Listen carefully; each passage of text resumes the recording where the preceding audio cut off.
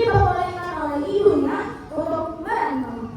Nah, suatu hari sedang dalam perjalanan ini, Malin berhenti di sebuah pulau. Nah, tahu nggak di pulau ini dia ketemu siapa? Nggak tahu. Tahu nggak di pulau ini dia bertemu dengan seorang putri yang sangat cantik cerita. Tahu nggak putrinya lagi ngapain? Nggak tahu. Wah, salah, masa putrinya cuci sih? Nah, itu mah cerita tentang Bidadari ya. bidadari. Nah, jadi si putri ini sedang berpesan Itu putri dia ya? kehilangan dari prajuritnya. Nah, pas Malin ketemu ini, dia membantu si putri itu karena dia lagi bersesat. Nah, terus setelah diselamatkan, akhirnya putri ini membawa si Malin ke istananya.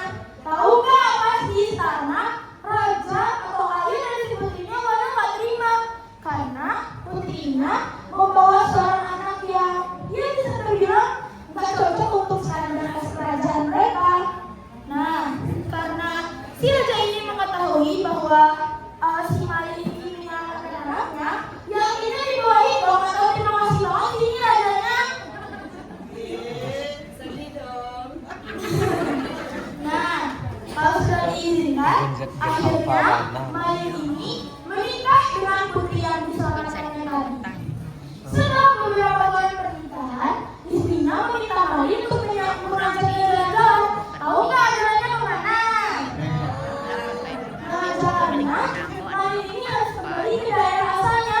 Awalnya Malin ragu, tapi nanti kalau dibilang sama istrinya pasti istrinya nggak nyangka dong kalau dia ini orang susah gitu.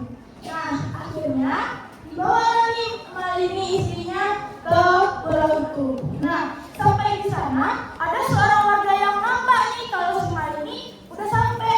Nah, dia gini, Mandeh, Malin udah sampai, Mandeh.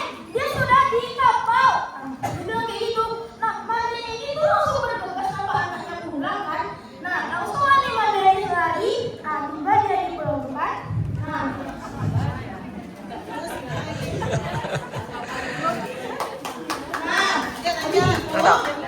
pas udah ketemu, tau nggak? Malin ini ngakuin atau nggak ibu-ibunya?